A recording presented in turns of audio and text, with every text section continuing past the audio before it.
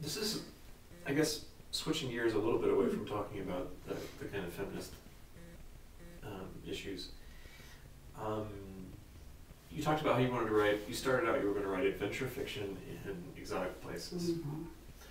And one of the reasons, I believe one of the reasons you joined the Peace Corps was to see some of those exotic places that you wanted to write about. Yeah. But then, what happened? I mean, did you end up writing those stories? No, I never wrote those post-colonial stories. No, I never did. Partly because the times changed, and all of that very rich ferment of indigenous politics in all those ex-colonies began to take a really distressing turn. And we started seeing these dictators popping up, and really crazy people like Idi Amin taking over places that had been functioning countries when the English left, or whoever left whichever colony. And it was very disheartening. And Nigeria itself, the year that I left, was brewing the civil war that I believe broke out the next year, 1962 or three, I think, and ruined that country. It's been at war and in a crazy place ever since. I've never been back. People say, have you gone back? And I say, no. People I knew are dead. They got killed. And it's, when I talk to Nigerian taxi drivers here, when I travel around, I grab a cab, and in Washington, it's almost always in Nigeria, and I'll say, how are things at home? And they'll say, terrible, awful. One fellow said to me recently, we're ruled by monsters. So that's not an encouraging place to go if you want to write exciting and interesting stories that engage a reader because there's hope. Because science fiction is largely powered by a forward motion, positive energy. And the stories I would have written, I think, ended up as journalism. And they were very sad stories, for the most part. And besides, I found it much more interesting to write stories set in places I made up myself. That was more fun, it turned out, than writing. Because I had gotten enough of what I needed out of my education to be able to create a reasonably convincing background setting for a story and connect it to the people who were living there. And that was very satisfying to do. And again, that was Ursula. That was Le Guin. Left Hand of Darkness is a beautiful example of that. It's a very real setting with very real people in it, and it works like a political story in a foreign colony. And it is kind of a colony. The world that she writes about is an offshoot of an original outpouring of humans into the universe that then drew back again, but there they are. You know, it's a fairly common thing in science fiction, that idea.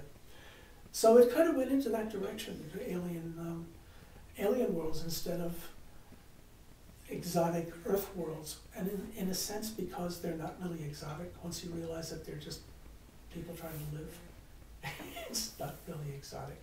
And they're having to deal with their own terrible political messes. That's not exotic either. It's just really grim and difficult. And besides, Nigeria had people like Chinua Achebe, who just died, writing books about Nigeria and its own experience. And so, in a way, it's not really, I don't feel comfortable. I would only be able to write about a person coming from a background like mine in that kind of setting. I would not feel comfortable writing about Calcutta, no matter how much I researched. So that kind of just ended. I don't do it anymore. And in science fiction, nobody really, hardly anybody does.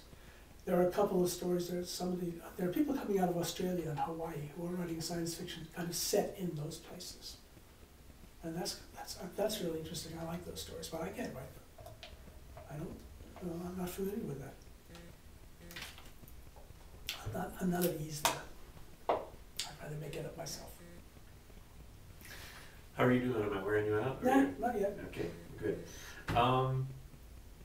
So all that being said, you did write at least one story about... Yeah. Yes, I did, and that was kind of funny. Walk to the End of the World was nominated for, I guess it was the, oh God, It was the award that's given to best first novel. The Campbell Award? I think that's it, yes. It was nominated for the Campbell. It did not win the Campbell. A book called something, oh, I can't remember it. Another book won that I thought was far inferior to my book. I'm sure it would. And, but that was a period of time when there were people working for the Science Fiction Writers of America, members of the organization, who would take over the job of editing a series of short stories by the people whose fiction had been nominated for the Campbell.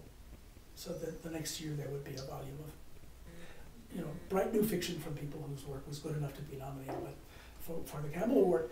And so that year George Martin was editing the volume, I think. It was volume 3 of New Voices, it was called. So he got in touch and he said, "Can you write me a short story? Have you got any short stuff? I said, "No, I don't write short stories."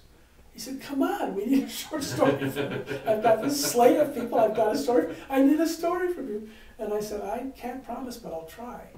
And so I started thinking about what I could do, because I had not written any short work. But I had been reading an awful lot of stories about the first contact stories. People land their spaceship on blinkety-blink planet and they get out of their ship and they deal with the alien culture that they meet, and all the people who get out of the ship are white men. And all the people that they deal with on the planet are a version of white men, or a version of red Indians, or a version of something like that.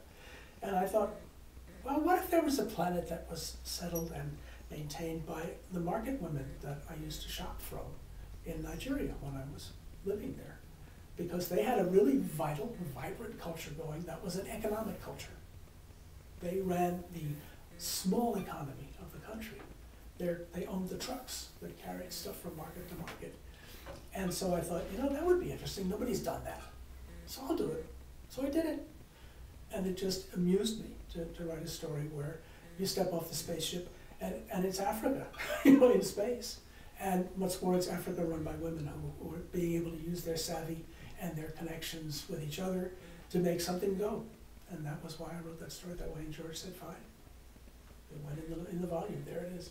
New Voices #3, with the cover illustration for my story. I was very proud of that. Oh, was the cover illustration yeah, for your story? Oh, that's great. Yeah. Well, it's a good story. Of course, it's a good story. Of course, we published it. Yes, it's the first snack read, so... good choice. Thank you. Good taste. I'm getting paranoid. Let me make sure the camera's still running. Okay.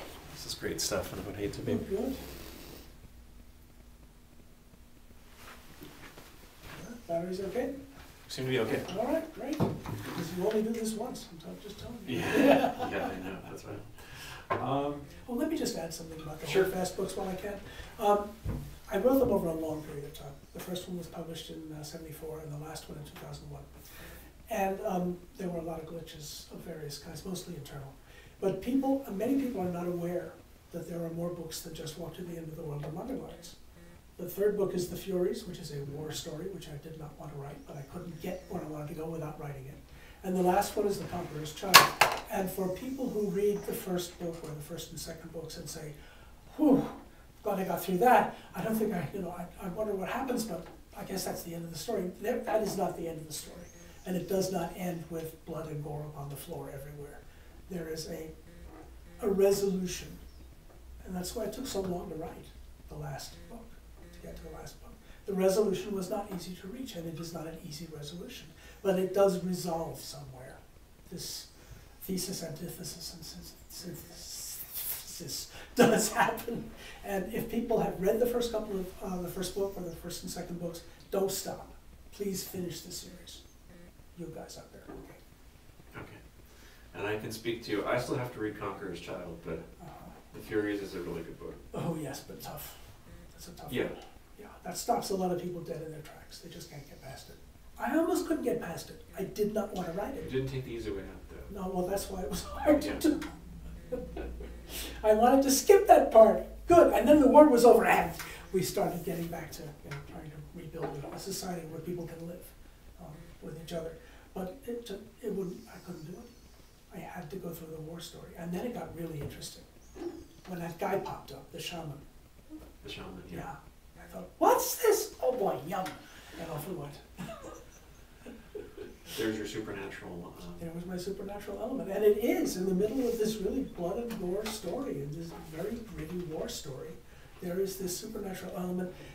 And the person who carries the supernatural power is a eunuch. So he's a man, but not really a man. He's a kind of a borderline figure. We're not sure what he is. But he's crazy, but something is really happening. So, and I can't tell you what it is because I don't know. I still don't know.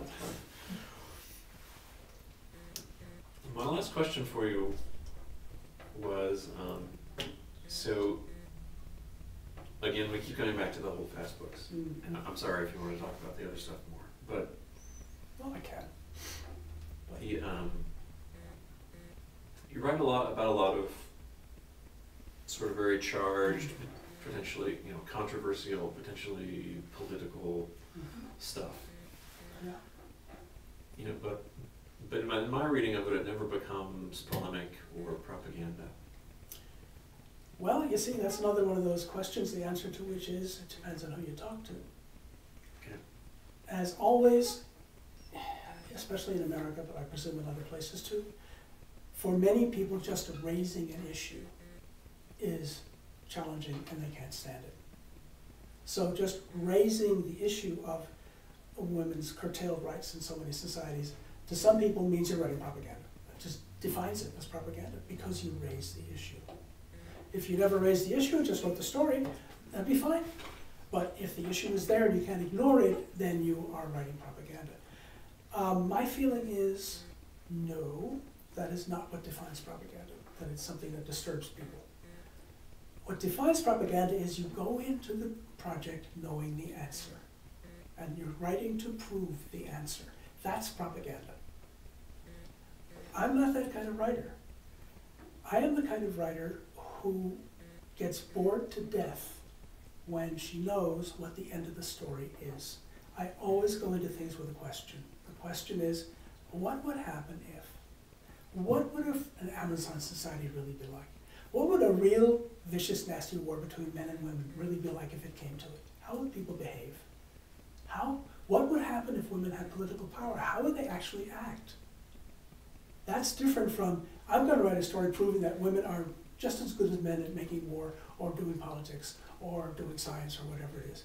What would happen if? And that means, if you're honest, you follow all the leads that the question opens. And you go where they go and you put it out there. And it's part of your story. It's the people who decide that they're going to write a story to prove something who write propaganda. And it's a big mistake. First of all, because you might be wrong. And then you just look like a big idiot. But if you raise the question, like any good scientist, you are raising a question. You're raising an issue for discussion, experimentation, thought, logic, whatever people want to apply to it. And this is your take on what's theirs. It's a whole different attitude. There are people who write the way engineers build bridges. They plot everything out. And it's all, before they start to write, they know everything that's going to happen. Who's going to say what, who's going to be where. Then there are people like me. I just take an idea, I stick it in the ground, pour some water on and watch. And then I write about what I see happening. There are organic gardeners and there are engineers. It's two totally different approaches. Engineers are a lot more likely to produce propaganda because they already know the answer to their question when they start writing. They don't give themselves the flexibility to say, oh, it's not like that. Well, all right, let's go over here. Whereas an organic gardener says, there's another shoot popping up. Let's go see what that's doing. So to me, I've never written a word of propaganda. To some readers, just saying the word women is propaganda. So, or color, or Africa, or whatever it is. It's propaganda. So it depends on who you talk to and what their definition is, what they think of as propaganda. But that's my answer. It's go in open. If you're going in closed, why are you bothering? You already know what you think about the things you've already decided. Writing is exploring, otherwise it's dead. That's why it was so exciting reading science fiction as a kid, because people didn't know answers. I mean, we all knew we were kind of fooling around in a field where nobody knew anything. What's out there in the stars? Well, gosh, flying spaghetti monster. Yeah, whatever. But that's actually from another whole discussion. Yeah. Okay. But if you want to talk a little about the vampire stuff, that's fine. Unless you want to do that another time or not do it. I've had you for quite a while. Yeah, this is pretty unified. Yeah. So, So why don't we call it here? okay. Very good. Thank you very much. Well, thank I you. really appreciate it. This was a pleasure. You can have a cookie now. Oh, Me too. okay. I never did.